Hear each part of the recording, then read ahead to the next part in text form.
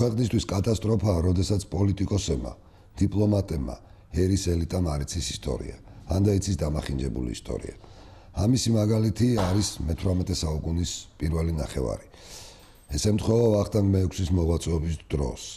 ამ პერიოდისთვის ბევრი წყარო დაკარგული იყო, მოხდა თითქოს და აღდგენა სწავლულ კაცთა კომისიის საშუალებით, მაგრამ ძირითადად ხითარისტი სომხების მიერ მოწოდებული ვითომ ვატიკანში შენახული და სინამდვილეში ეჩმიაძენში გავყალბებული ტექსტებით აივსო ჩვენი მატიანე და რა თქმა უნდა წარმოდგენა ზოგადად წარსულზეც მიმდინარე პოლიტიკაზე ძალიან ბუნდოვანი გქონდა. და ეს ყველაფერი აისახა იმ საქმეებში, იმ ქმედებებში, რაც განხორციელდა სწორედ ამ პერიოდში. არადა ამ დროს მოღვაწეობდა ვახტანგ მე-6, რომელიც იყო დიდებული იურისტი და დიდებული ეკონომისტი. მისი სამართლის ძეგლთა კრებული იმდენად გამართულ რამეს წარმოადგენდა, რომ მე-19 საუკუნის 30-იან წლებამდე მთელ კავკასიაში რუსეთი ამას იყენებდა.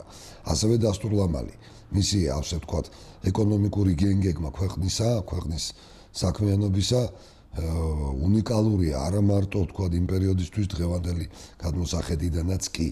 მის გვერდით იდგა ძალიან დიდი ენათმეცნიერი და ამავდროულად დიდი იგავარაკების ოსტატი სულხან საბა-ორბელიანი. მაგრამ ნახეთ რა ხდება. აი ეს ორი ადამიანი, რომლებიც ერთის მხრივ პროფესიონალნი იყვნენ თავიანთ საქმიანობაში, როგორც იურისტი, როგორც ეკონომისტი, როგორც ლიტერატორი. ვინაიდან მათ არ იცოდნენ ისტორია და არ იცოდნენ პოლიტიკის ისტორია და პოლიტიკური ისტორია სათანადოდ სარგებლობდნენ სხვათა რჩევებით, ხდება ასეთი რა. 1712 წელს ვახტანგ მე-6-ს უწევს ქართლში გამეფება. მანამდე ის ჯანიშინი იყო, მრავალი რამ განახორციელა როგორც კულტურულმა მოღვაწემ, მაგრამ თხოვს ირანის შაჰი ისლამის მიღებას. ვახტანგ მე-6-ს არ უნდა ისლამის მიღება. ეხლა ცოტა გაურკვეველია თუ არ გინდა ისლამის მიღება და 4-5 წელი ქვეყანა ჯოჯოხეთში უნდა ჩააგდო და ისეთ ადამიანებს დაუტყო, რომლებიც აჯიჯგნენ და ყველაფერს მიწასთან გაასწორებენ.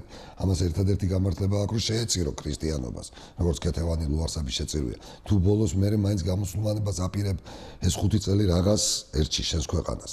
და მით უმეტეს თუ ასეთი თავდადებული ხარ ქრისტიანობისთვის, რითი აღხსნათ, რომ ხარამხანა გაქვს ოჯახში მოწყობილი. იმიტომ რომ მისი პირველი შვილიც უკანონო ჩობილი იყო, ნაბუშარი იყო ვახუშტი ბატონიშვილი და პაატა ბატონიშვილს და ვახუშტის და პაატას შორის 25 წელი იყო სხვაობა. შუაში კიდე კანონიერი შვილები წყავდა. რამდენიმე ქალი ყავდა ერთდროულად ვახტანგ მე-6 სასახლეში და ხა ეს და ქრისტიანობა ჩვენში დარჩეს არ ჯდება მაინც და მაინც ერთმანეთში.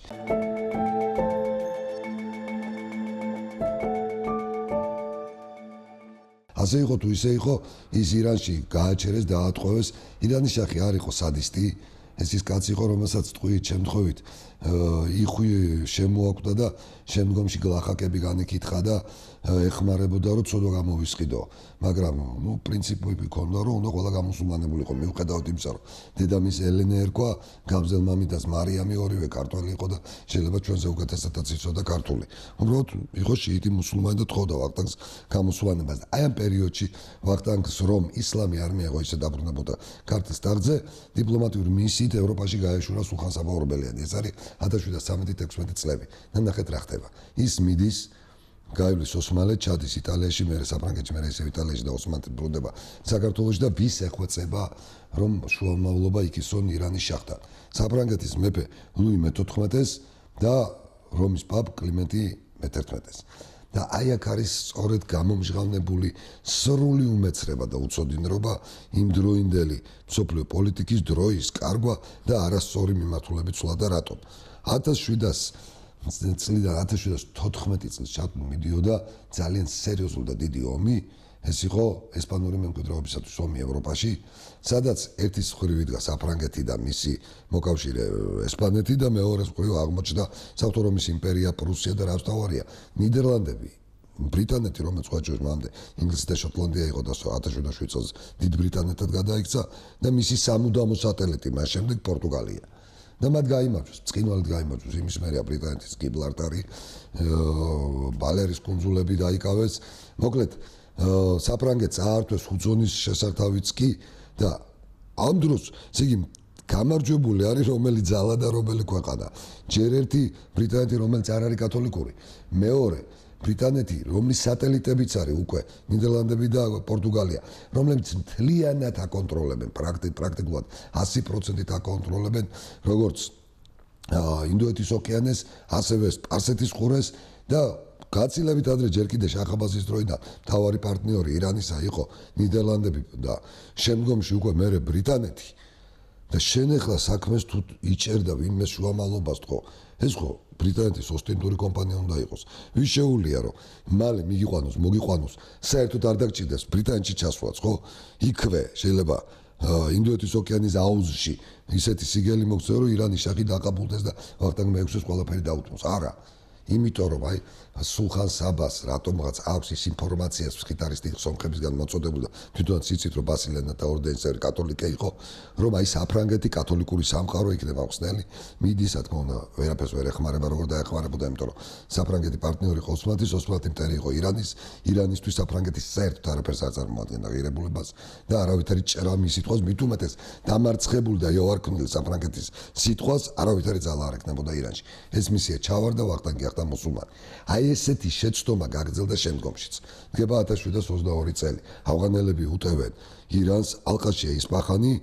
ამ დროს საქართველოს შეუძლია გამოიყოს მარტო ქართულ სამეფოს 40,000-იანი არმია და იქნება სიტუაცია. პეტრე პირველს უჩნდება იდეა რომ კასპიისპირეთში ილაშქროს და გზა გაჭრას ინდოეთისკენ, იმიტომ რომ მას ჯერ ვოლინსკი მისი ელჩი და სხვა დიპლომატები და სომხები სხვათა შორის აუწყებდნენ ჯერ კიდე 1700 წლიდან რომ საქართველოს ჯარზე დგას ირანი, საერთოდ კავკასიელებზე დგას ირანი და თუ ქართლის მეფე, რომელიც ავტომატურად ითვლება ირანის სამხედრო მინისტრად დაუჭერს მხარს, რა თქმა უნდა მთელი ირანის დაპყრობა შეძლებს და ან ირანიდან მიაღწევს თქო პაკისტანს, ანუ მაშინ ინდოეთი იყო, ან მეორე მითებსაც კი აწვდიდნენ რომ და კასპიის ზღვიდან ინდოეთამდეო მდინარე გამოდისო და მიედინებაო. ანუ წარმოიდგინეთ როგორი ბუნდოვანი ხედვები ქონდა. და პეტრე პირველმა პირდაპირ ქუჩურად რო თქვათ აგდო ანუ ვახტანგ მეექვსე აიძულა რომ მე მოვდივარ შენ გვერდით ვარ და მოდი აუჯანყდი ირანს. და როგორ სიტუაციაში შემოდის პეტრე პირველი, როდესაც ირანის შაჰი ალყაშია, როდესაც რეალურად ირანს არაფრის თავი არ აქვს და პირიქით ირანიც კი ეხვეწება დამეხმარე და გითმობ ჩრდილოეთის პროვინციებსო და ვახტანგ მეექვსე დგას განჯაში და ელოდება. 1722 წელს პეტრე პირველმა გამოიარა დარუბანდი ეს დაღესტნელებიც აყვა, მაგრამ არ მისული ბაქომდე მოუსრო შტორმმა, ქარებმა, ზაფხული იყო, რამდენიმე გემი დაეღუპა, სხვა შორის დიდი სიმამაცით ის არასოდეს არ გამოირჩეოდა, კლიმატის შეეშინდა ერთგვარად დასტოვა ეს რეგიონი და წავიდა ჯერ ასტრახანში, მერე დაბრუნდა მოსკოვსა და პეტერბურგში. ვახტანგი ელოდებოდა, გავიდა რამდენიმე თვე და ეგ ნახეთ როგორ რაღაცა ჩაერთო. 23 წელსაც ელოდა. 23 წელს გონდა პეტრე არ მოსულა, მაცუშენკო გამოუშვა, ბაკუ აიღო, მაგრამ მთელი უბედურება რა არის, ნახეთ. როცა არ იცი რა ხდება მსოფლიოში. ერთადერთი ქვეყანა, რომელიც პეტრეს აკეზებდა ამ იდეის განსახორციელებად, იყო მთელს დანარჩენ მსოფლიოზე დაბოღმილი, დასუსტებული, ლუი მე-15-ის ქვეშ მყოფი საფრანგეთი. დანარჩენი აბსოლუტურად ყველა ოსმალეთი, დანია, შვედეთი, ნორვეგია, დიდი ბრიტანეთი, პორტუგალია, ნიდერლანდები წინააღმდეგი იყვნენ რუსეთის ირანთან დაახლოების და ირანში შესვლის.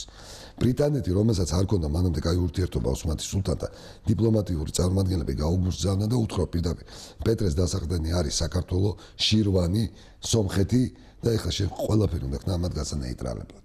და ოსმალეთმა დაძრა ჯარი და სხვადასხვა პეტრე პირველს დაუწყო გარიგება, რომ მე შენ გითმობ კასპიის პირას ანაპიროებს, ოღონდ შენი ხელის მოწერით დამითმობ სრულიად საქართველოს და სომხეთს.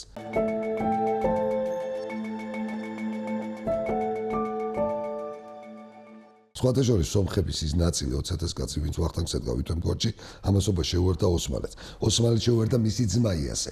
ოსმალეთის მხარეს იყო ისაც ისახ ბაშახ ჯაყელი. და 1724 წელს სხვათა შორის პეტრე პირველმა ამაყად კონსტანტინოპოლში ხელმოწერილი ხელშეკრულებით დაუთმო ოსმალეთს სრულიად საქართველო და ოსმალური ჯარი დაიძრა ვახტანგის წინააღმდეგ და აღმოჩნდა ისე რომ სხვა შორის ქართველების პოზიციაც გაყოფილი იყო. სომხებიც გადავიდნენ ოსმალების მხარეს და ვახტანგმა ყველაზე დიდი რაც კი სისულელე შეიძლება მოეფიქრებინა ის მოიფიქრა შეკრიბა 1200 რჩეული ქართველი და რაჭის გზით გადაიხვეწა რუსეთში. იქ ელოდა პეტრე პირველს, მერე ელოდა პეტრე პირველის ძმისშვილს ანას და საბოლოო ჯამში 1735 წელს ვახტანგის იქ ყოფნის დროს მოესწრო იმას, რომ რუსებმა განჯაში ხელი მოუწერეს ირანს, ნადირშაჰს და მთელი აღმოსავლეთ კავკასია და საქართველო უკვე ისევ ირანს აჩუქეს და ვახტანგ მე-6 უკან წამოსული ნერვიულობით 37 წელს ასტრახანში გარდაიცვალა. სულხან საბას რა თქმა უნდა რუსეთში დაიღუპა. აი ეს ყველაფერი არის ნათელი მაგალითი, როდესაც არ იცი საერთაშორისო პოლიტიკა და რატო არ იცი? იმიტომ რომ არ იცი ისტორია. არ იცი ურთიერთობების, შენი მეზობლების, ტრადიცია, მათი ქმედების სტილი და უშვებ კატასტროფულ შეცდომებს. ქვეყანა, რომელსაც იმ პერიოდში არანაკლებად რაოდენობის ჯარის გამოყვანა შეეძლო, ვიდრე თავის დროზე დავით აღმაშენებელს, უომრად ნადგურდება. ნადგურდება იმიტომ, რომ მას ყავდა სათავეში კარგი იურისტი და ეკონომისტი ვახტანგ მე-6, კარგი მეიგავე სულხან საბა ორბელიანი, მაგრამ ისტორიის არ მცოდნე, არა პოლიტიკოსი. ესეთი რამ რო არ განმეორდეს, ეს ისტორია რა არის მაგალითია. ჩვენი მომავალი თაობისთვის უმნიშვნელოვანეს და უმთავრესია და სხვა შორის ეს გადაცემათა ციკლიც ამას ემსახურება. რაც შეიძლება მეტად ვიცოდეთ ისტორია. რაც შეიძლება მეტად ჩაუღრმავდეთ ჩვენ წარსულს. ნახოთ ჩვენი შეცდომები და ისტორია ეს არ არის ადგილზელა. ისტორია ეს არ არის მხოლოდ კარგის გახსენება. ისტორიის ცოდნა პირველ რიგში არის ტკივილის, წაგების, მარცხის, მიზეზების კვლევა და წინ წამოწევა, რათა შემდგომში ეს არ გავიმეოროთ და ვიყოთ გამარჯვებული და ძლიერი ქვეყანა.